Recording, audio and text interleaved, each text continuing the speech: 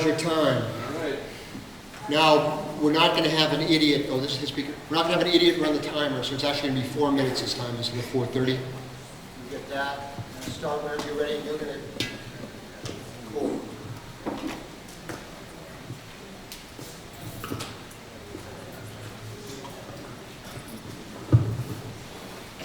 This thing on? All right. Hi, my name is, we're ready to go. All right. My name is Philippe Gauthier. This is Adam Friedman. We're co-founders of Threshold. And Threshold is a photo management platform for the building industry. The building industry takes a ton of photos, more than you would actually think. Shorter duration projects, 3 to 6 months, maybe 100, 500 at best.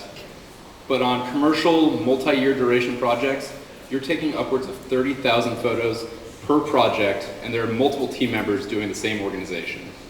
The reason you take these photos is you're organizing, or you're documenting everything from the moment you put a shovel in the ground to the moment you hand the keys to the client. The issue with this is that the vast majority of these photos still end up in the file folder. The issues are you have a time delay. When a person takes a picture, there's often days, weeks, or months later when that photo gets organized. These photos aren't searchable. All you have is a date and a image 234. For distribution, you're still stuck with photos sitting in a file folder. Maybe it's in Dropbox, probably not. So you're emailing photos out. And then on the mobile end, I don't know how many people have tried to get photos off of an iPhone into a file folder. It's near impossible. So they just sit on phone. So that's where we come in. We have a web and mobile app, and on the web end, what you do is you drag and drop your photos on top of your plans. This adds a bunch of contextual data. So now this photo says it's first floor bathroom with architectural electrical trades. And afterwards, I can have 30,000 photos in this gallery view, and in seconds I can pare it down to 10 of electrical room and, added 2 months ago. But where it becomes really powerful is the mobile app. With this, someone in the field can take, organize, and upload all of their photos the second they actually take the picture. The distribution happens immediately. So now not only is this photo organized properly, but every one of my team members actually gets access to the photo immediately. Our market is huge.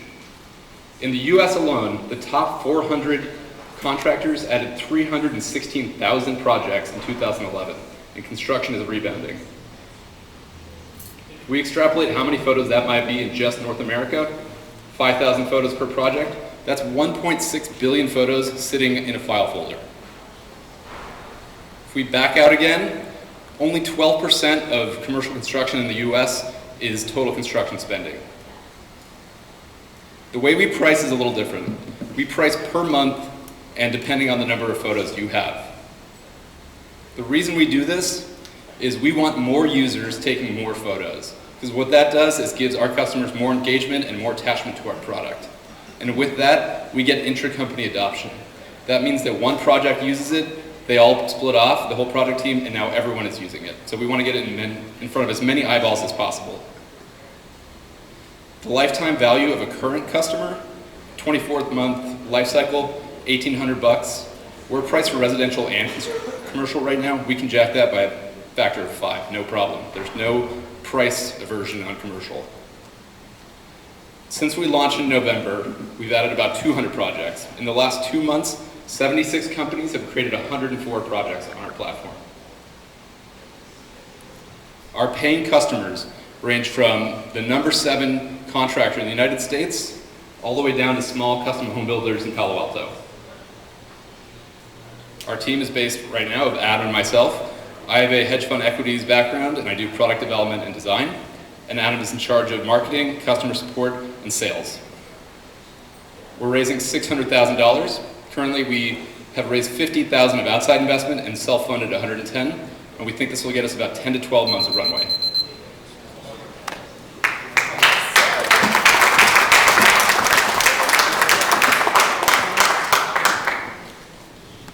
We'll start with Manali for questions. Go ahead. I was trying to do the math. 1.6 billion photos. Is that where you saturate the US market? No, because the market is actually a lot bigger than US commercial. The residential market has about 3.5 billion, 3.5 million projects per year. They're just a tougher customer to get. And the US market is just obviously a small piece. We have international customers as well. How are these pictures used by contractors? Are they primarily used sort of as a, as a backup in case something goes wrong, like from the legal perspective, or how do they really use the images? It's a lot different on the commercial and residential side. On the commercial side, generally it's CYA, cover your ass. You basically document everything because you have insurers, you have legal teams. You want to make sure that everything is documented. And these are $300 million projects. If you bust a pipe, that's not a couple $100, that's big money. So, 30,000 photos sounds like a lot, but over 4 years, a couple hundred photos, a week, a month, it all adds up. Talk a little bit about how you acquired those 76 companies, and then also where you plan to be 12 months from now. Sure. That was about $10 a day on LinkedIn, cost per click, a lot of it organic. We had our beta from May to November of last year, and we got some from there, but it's all been the last 2 months. We basically figured out the customer sales cycle. Having Adam with a construction background is huge for us because he can speak to the pain point personally. So it's a lot of hand-holding. It's much more high touch than we expected, but we basically think we figured it out. So what's the average cost of acquisition? What's that? What's the average cost of acquisition? I'd say about $20 per project, but really per project is not a good gauge because if you think about one company adding a project, if they're Skanska like up there, they've got 100 projects waiting in the wings. So the lifetime value of that customer may be one project or maybe 100 projects, we don't know. Okay. Can you sort your photos on time as well? Yes you can. You can sort them by date. So any sort of date range you want in that gallery view, you can do that. Right. Can you tell me about the technical team? I wish I could. We basically had this built for 1.5 years with our third co-founder, and he had a baby, lives remotely, and just didn't want to do the startup thing anymore, and so he left, and so we're currently interviewing technical founders. We have technical advisors that have also stepped in to kind of bridge the gap in there. Eric, final question. Yeah, I think I want to pick up on Victor's question, which I'm assuming was coming from the same perspective. If at least on the commercial side, if most of the photos today are being used for sort of archive and CYA purposes in the background, then is the pain point now or is it later? Because, and what I want you to answer is what is the use burden of this tool? If I have to drag and drop and move a photo on the plans to a specific point, I mean, how much time does it take me to sort of organize all these photos? So go ahead. So that was my job, was organizing these photos. Inevitably, you take the photo, and like 3 weeks later, you organize them. That's hours of your time. Because you're trying to, you're looking at a picture of a stud, you're looking at a picture of a floor. You have to remember where you took that. So not only do you have the inefficiency up front, then immediately when somebody needs a photo, they're calling you on the phone. Hey, I need a photo of that column. Where's that wire in there? So then I'm digging back through all of my file folders. If I haven't organized yet, that's a massive problem. So that's like kind of the in-field issue. And then later, you've handed over the project. 2 years down the road, you're still having a warranty issue. Someone calls you up. You can't just knock a hole in the wall anymore. They have people working like in this space. They can't come down here and tear the roof out. So that's kind of the life cycle a little bit further. And on top of that, most of these savvy construction builders or the owners, they want this as a deliverable. They want to be able to own these photos, and just giving them a file folder full of craftily organized photos is not good enough. And with our system, we can literally take a photo and add it to those rooms with the mobile app in under 3 seconds. You're taking away the right at the point. Short answers, guys, short answers. So all of these photos are taken in the context of a project or whatever that may be. Correct. And what are the tools those companies are using today? How easy it is to integrate your app with those tools? And how much is the cost of building that technology?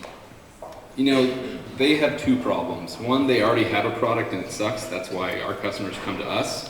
And two, we're priced so much lower than those guys. They're all per seat, thousands of dollars, year-long contracts. With us, we undercut them by a factor of 10, and it's not an issue, and the technology is better. And on top of that, the photos are kind of a different animal. You don't have intercompany people or external people reaching into your accounting software, but you do want a client reaching into your photo software because that's important. So the division is actually a little bit nice. Perfect. Okay, fellas, sit, relax, take it all on board. This is a non-rebuttal feedback. You want to start and go around this way? Sure. Manali, go ahead. And look, guys, I think the microphone, I think the joint at the bottom might be the issue. Just play with it if you have an issue. Go ahead. Yeah, I think I agree with you that he's really good at selling. He described the pain point really well. So kudos to that. That really helped me understand why somebody would buy this solution and how much time you're saving. But next, taking it to the point where will this app be a commercial use? Is it something enterprise quality? I'm still not convinced because I think the major barrier is going to be your technology founder left. So apparently somebody who built it doesn't believe in this anymore or doesn't have time or whatever the reasons. So you need to bring that back into your teamwork and you need to bring that passion back. In addition to that, I think your scalability model, you really need to go international for this to scale. Just having the US strategy is not going to work for you. But that comes at a very high cost. You can't just scale internationally without a lot of money being put into this company. So that makes me worry about the exit a little bit more and what would be the return, right? So you need to think through those and come up with a better plan. So I like this in principle. I really like verticalized solutions, and I really like sort of organic genesis when people come out of the industry, really understanding pain points and all of those things. So all of that is pretty neat. I do question the use case a little bit in the sense that if you were to quantify the pain point, I mean, having one guy who spends a couple of hours occasionally, cataloging these photos and then, answers occasionally a few phone calls to retrieve them, I don't know whether the amount of pain is equal to sort of the amount of pain of adopting an enterprise-wide new product and all of that stuff. So don't know.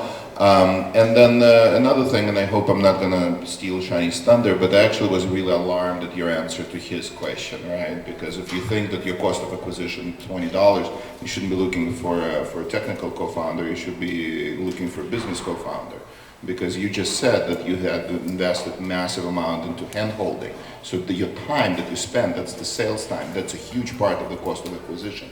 And once you multiply it all out, I don't know how good the unit economics look. So generally, I really like the presentation. I think it was a well-structured presentation. You clearly laid out the need in an industry that I'm not most familiar with. You're clearly solving that need. It feels like you're solving that 10 times better. You talked about execution, 76 companies, sounds very impressive. 4 things that I would be a little bit concerned about. One is the team and the fact that you don't have a technical co-founder. The second one is industry adoption. It feels to me like it's a very, kind of traditional, conservative people, and so, how likely are they to adopt your solution? But that's something addressable. The third thing is whether that's a VC-backed business, and that's something that you would need to convince me on that. And the fourth thing, when I ask about, the economics, I was a little bit confused with that because, you talked about $20 per project, assuming 5 projects per customer. I mean, we're looking at a 10% conversion from pay-per-click. That sounds to me like a very impressive conversion rate, which, I've run campaign on LinkedIn. My experience is much different. But overall, it's very interesting, and, I'd love to talk to you afterwards.